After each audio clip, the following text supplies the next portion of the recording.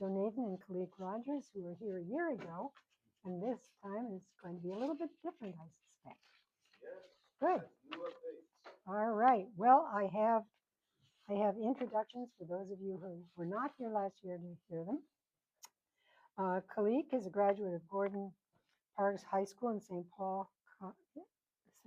Gordon Parks High School, St. Paul College, and has been asked to provide featured presentations at conferences not only in Minnesota, but also in other states. He has co-authored columns in the Star Tribune and the MinnPost. Khalique has been asked to testify a number of times at Minnesota legislative committees focused on helping reduce the number of youth and families experiencing homelessness. He personally experienced homelessness as a child. He served as a leader of a successful effort to convert a trash-filled vacant lot in St. Paul into a beautiful playground. Khalique has a deep belief in the importance of having young people be present and have opportunities to help shape policy. He is here today to follow students currently at the state legislature and learning in person how laws are made. So welcome back, Khalique. And with him is Joe Nathan. Joe earned a BA from Carleton and an MA and PhD from the University of Minnesota. He's been an inner city public school aide, teacher, and administrator. Joe has helped write several major laws, including Post Secondary Enrollment Options and the nation's first charter public school law. He served as a member of the Minnesota State PTA board. He's written 3 books and more than 30 newspapers, including Wall Street Journal and USA Today, have published guest columns he wrote. Joe has appeared on more than 400 television and radio programs, including The Today Show, Good Morning America, McNeil Lehrer NewsHour, and All Things Considered. And welcome, Joe. Welcome, Khalique. Take it away.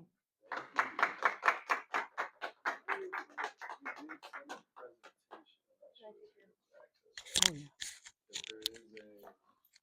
You have it on this one? Yeah, you. Well, we could probably just. Yeah, it's like HDMI connect. Has the ability, right?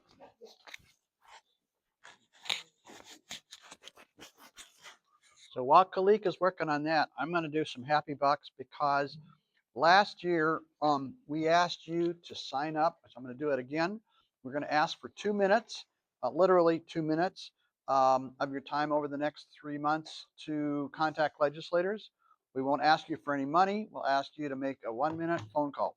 And Peggy did that last year. And because of you, because that phone call came to a critical legislator at a critical time, both Republicans and Democrats stood up on the floor of the Minnesota House. They mentioned you specifically in your call, and the vote for one of the initiatives that the youngsters had was 133-0, unanimous agreement.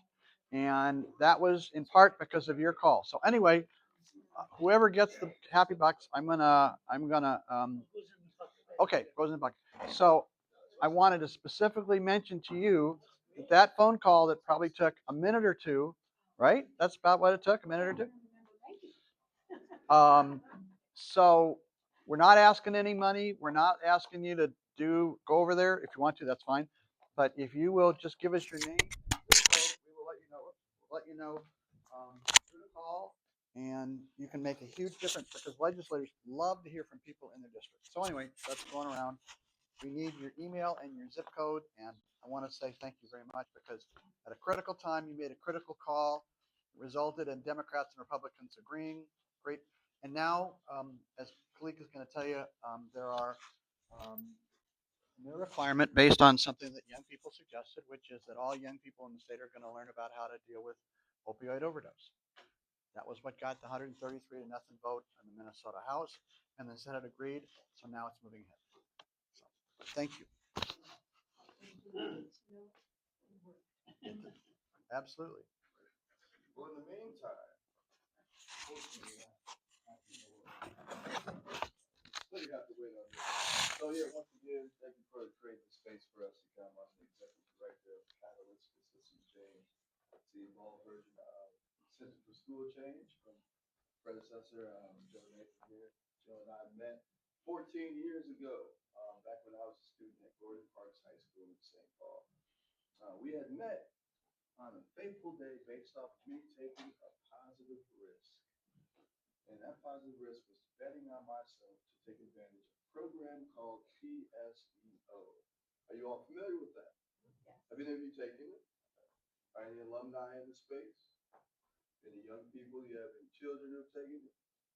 Well, that is a shame. You could have saved thousands of dollars. But unfortunately, there are people all over the state and throughout the nation who are taking full advantage of this wonderful opportunity.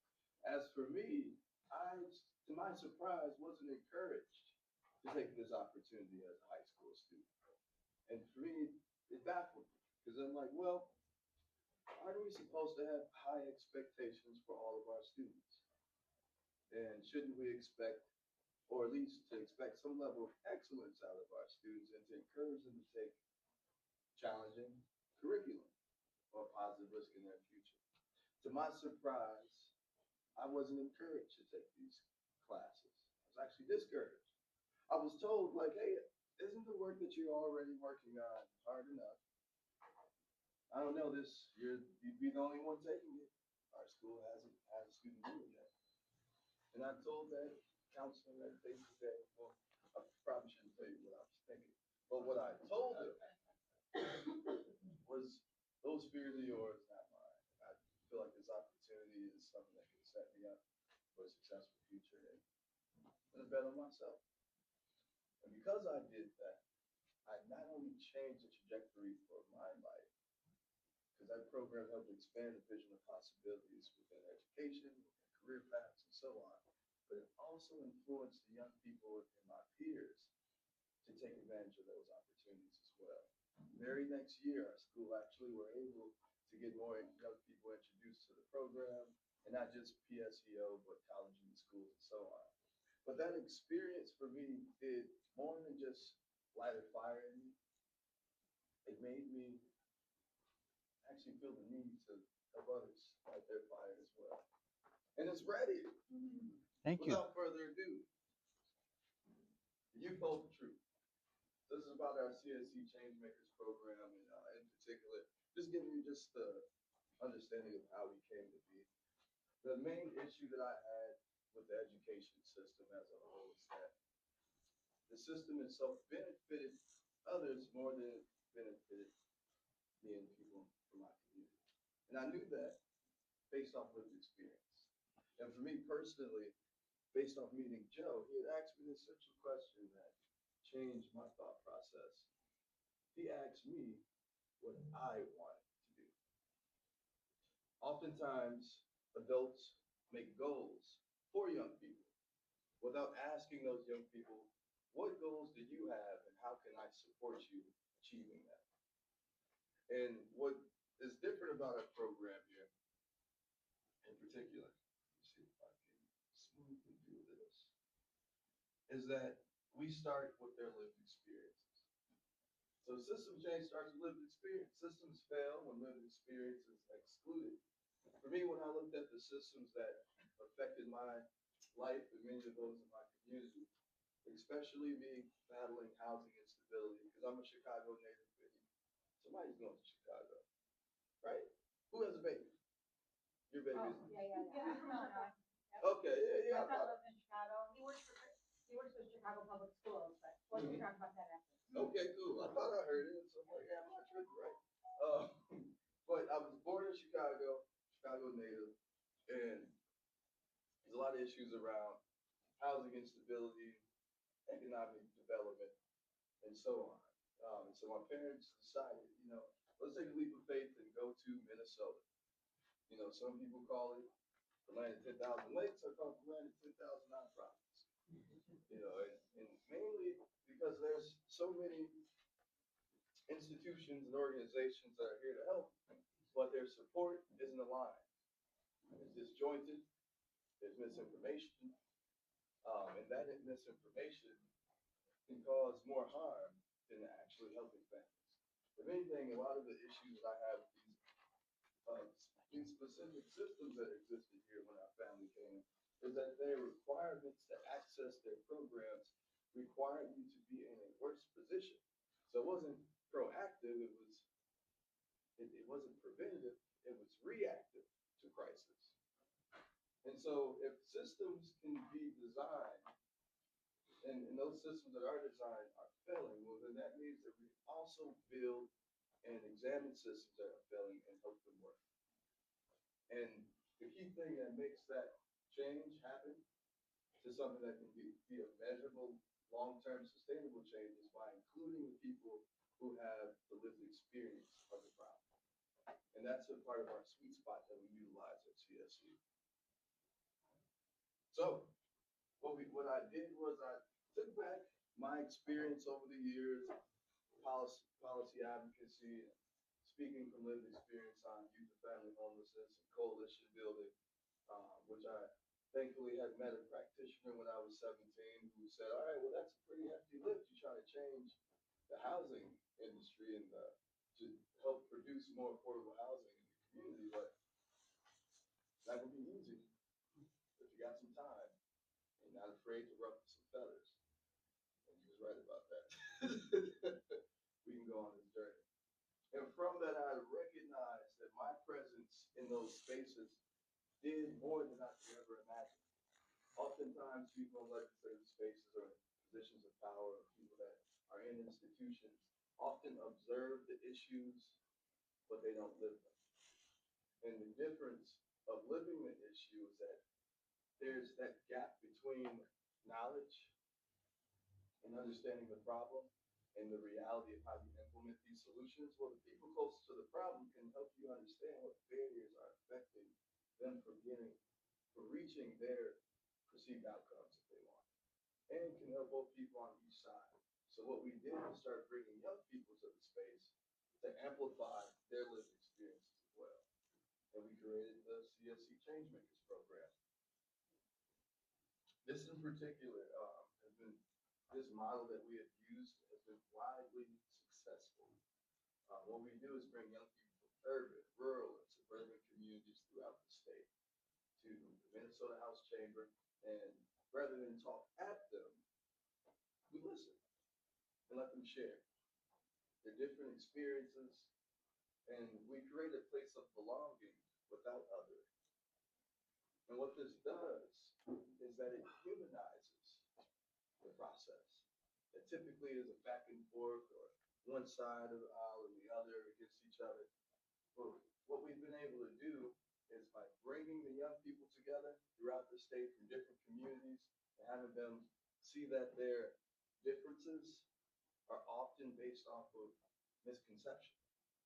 They haven't really talked to each other. No matter if they're urban students or rural students, when they had a chance to speak and to go over their different issues that they had, they're like, actually, our issues aren't really that different. They just look different because we don't live next to each other. But they're having housing instability, they're having issues with career development, access to food, and so many other things. Proper education, access to PSEO, and so on. So what we've changed here is rather than talking at the young people and being a teacher, we've turned ourselves into guides and let them lead the journey with a little direction. So what this does, and why lived experience matters, it helps them create better systems. This picture right here is young people sharing a video, a PSA announcement that they made to focus on the growing issue of youth and family homelessness in the state, especially considering young people. There's an upward trend of youth homelessness throughout the state. We're actually down 100,000 units of housing throughout the whole state here. And this was an invisible issue. Oftentimes of course, we don't want anyone to go homeless, just be homeless or not have a place to stay. But there's been a huge increase in funding towards shelter industries. But we all know that that tends to be more of a Band-Aid solution for the actual ask that they have, which is more units of affordable housing. And so we help them more than just engage with legislators and not just there to say, hey, it's nice to meet you, or can I get an autograph? They're proposing solutions. And this year alone, actually, we were speaking on last year's win, is that the young people were able to share their insights on opioid education, on how that affects young people throughout the whole state.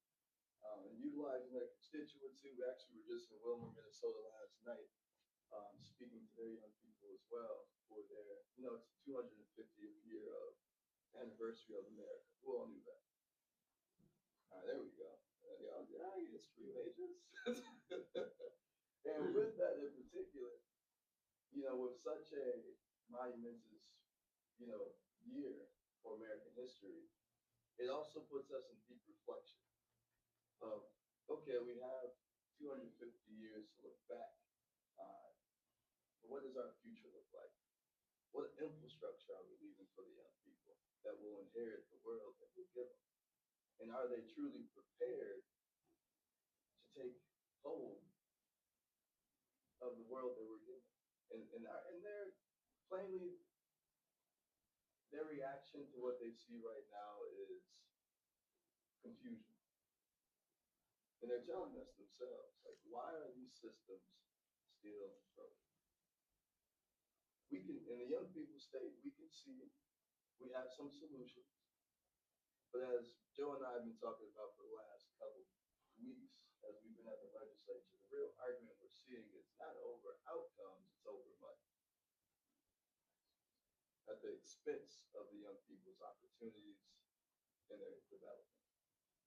So, this model that we use here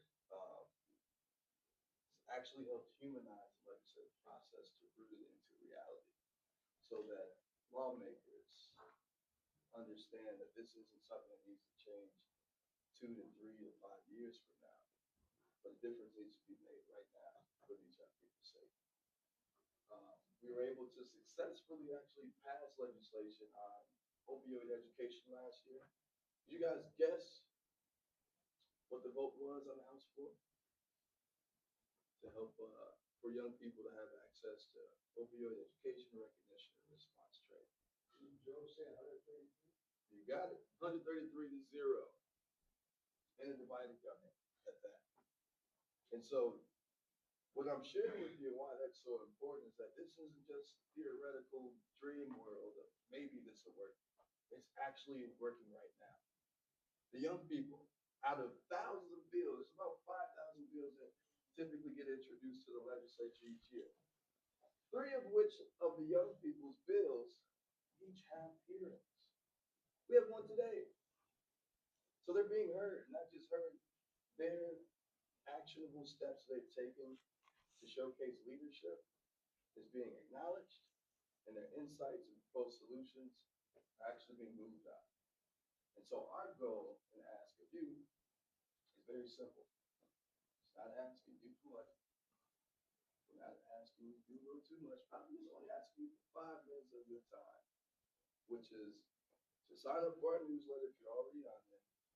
And when it's time to to knock on these legislators' doors and to make these calls for the bills that we're working on this year, is to utilize your constituency to help make a difference. And I'd like to share some of our different policy agenda items that we're working on as well too. And how this works. So we see the young people here, we're actually working on a couple bills that Maitreya and sides at Purdue University currently. Maitreya to the right there of me is at she's a senior at St. Anthony High School. And in particular, they've introduced legislation this year. One on peer-to-peer mental health support. And what this does in particular is it amends the current Minnesota Department of Health law that they passed for suicide prevention. And the thing is, the young people love that initiative started, but they don't want to be bystanders or victims to an issue that they can help with. So their whole goal with this is to be mental health, or is to be peer-to-peer mental health practitioners, where they learn from mental health practitioners the skill sets to help support the youth within their own ecosystem in high schools. Why this is a benefit is because, trust, or should I say relationships, are built at the speed of trust. If you have the ratio from counselor to students is sometimes 300 to 1. And with that, it's uncommon, or it's not likely that the young people actually feel that they trust the adults enough to share information with them. But changing the culture around the school, where a 9th grade student has a mentor that is in 12th grade, helps create this different culture where they have the ability to have a steward that can help them navigate this new experience that they're having in high school. Not just high school, but puberty. You know, and young people have a lot of issues that they don't necessarily feel comfortable telling adults. So that's moving in the House. It's also moving in the Senate. And Maitreya is leading that one with the young people in the community. Saad also had a bill that was introduced in 2024. This one is House File 3004, which was, we actually had a hearing on this 2 weeks ago. And this is focusing on workforce development. And, you know, the young people don't have a lack of talent. When they speak to us, they state that we have a lack of access. You know, there's oftentimes their adults make awesome programs to them, and they think that their marketing is reaching the young people. But if you ask the young people, they say, we have no clue what you built for us, and we don't know where to find it. And if we do find it, it's disjointed on the internet and everywhere else. What if we help you help us, was their idea, by designing a digital workforce development site that creates a space for us that we help design to have access to different opportunities for workforce development, training, mentorship, and so on. And so this bill is actually laid over to be in, I believe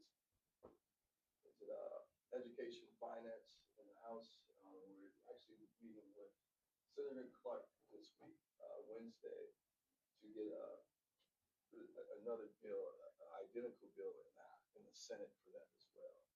There's lots of traction on this bill in particular because the young people throughout the state not just need this, but the state is losing its workforce, especially in the recent events that we've seen in Minnesota with just this winter when it comes to immigration laws and ICE coming to Minnesota in such a way that it did.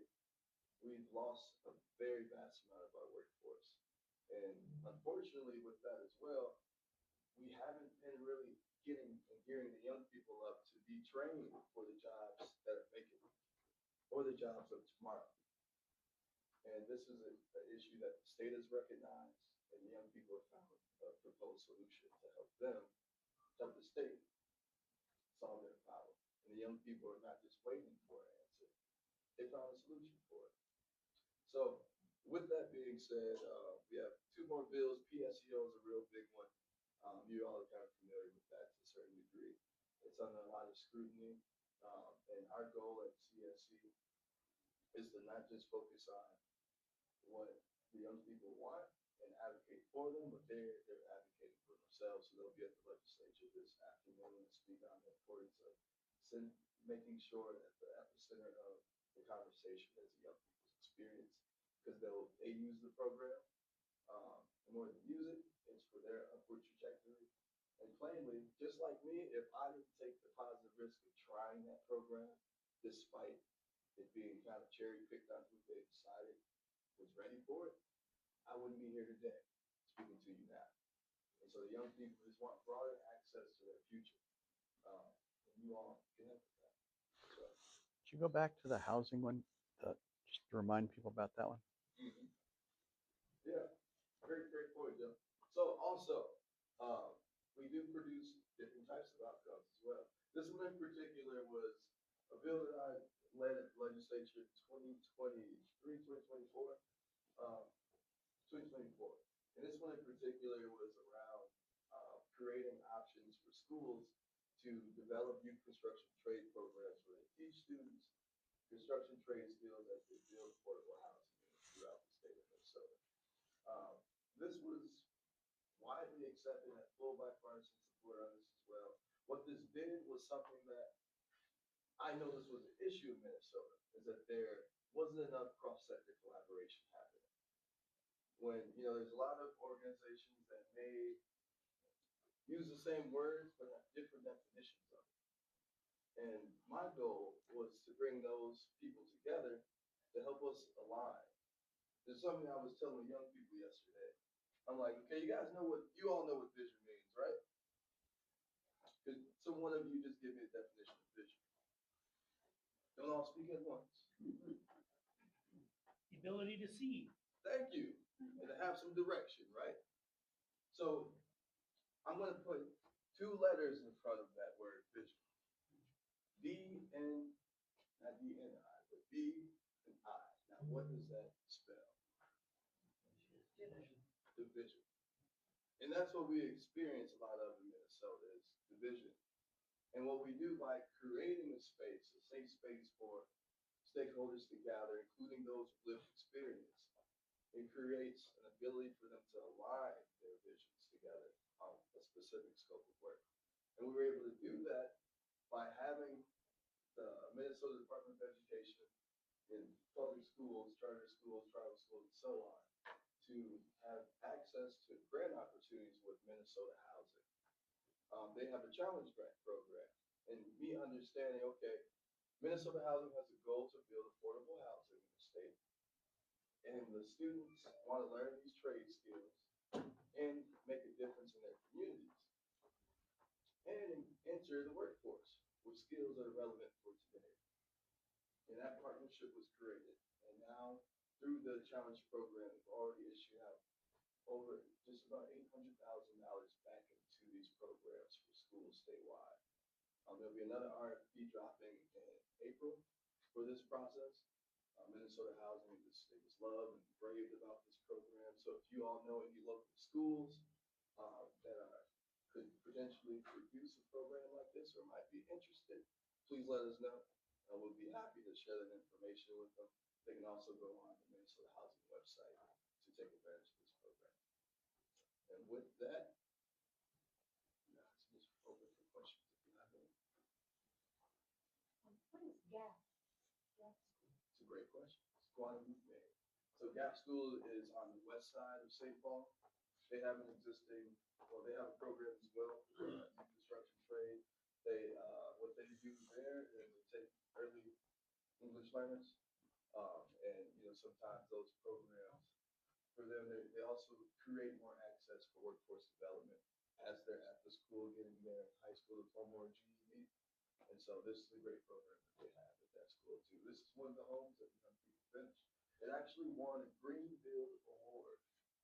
And what it also does is it helps communities see themselves and see the resources that they could utilize collectively.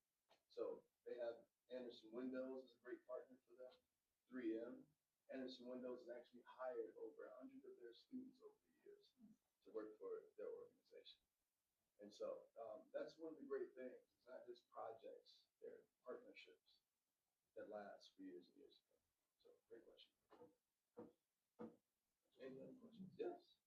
What can a Rotary Club such as this one, or any of them do to assist you in addition? Like, we have programs where we go and work with the students or that, calling legislators, we certainly can do. But, More hands-on, right? yeah. Yeah, absolutely. There's ways you can support. It depends on the projects we're working on as well. When it comes to what you can do like hands-on, I would say if you contact us, we have a list of different opportunities and partnerships that we have throughout the year. Like currently we're working on, we just got a grant, which is really awesome. I actually love to mention this. This is from DHS. So the young people passed opioid education last year. So now schools throughout the state may teach opioid education with recreational training. So DHS, we were approved for a grant to help the young people create a PSA announcement that's peer-to-peer where they can share out information to young people about opioid education and so on. And so they're going to be creating videos and designing them and working with community on disseminating that throughout the state. And that can be a great way to get involved as well. We'll talk a little bit afterwards. I know that we're getting into time here. here are three. I want to be very brief about this. Here are three things that you could do. One, you've already done it. We will be back with you in the next 24 hours making some phone calls. Two, you have this fabulous network of Rotary clubs around the world and around the state. We would love to have this similar kind of presentation because one of the reasons that the work is so effective is that we have hundreds of people around the state calling legislators. And as you know, when people call their legislator and they're calling their own legislator, that makes a difference. So second thing you could do is to contact other Rotary clubs and say, hey, could you find 15 or 20 minutes for us? That's the second thing. Third thing is this fall, we'll have another meeting. We already have the funding for it. We have another meeting where we bring kids from all over the state together. And you may know some kids who would be interested. We pay the kids $50 to come because we know that some kids can't come unless they get paid because they otherwise would have to work on a Saturday. So you may want to nominate some high school kids to come. That would be fabulous. Finally, as Khalique said, the request for proposals is going to come out in April, and you may know some schools that want to apply for some of this money because that house was built for less than $100,000. In Anoka, they've been building houses for less than $100,000 for 20 years.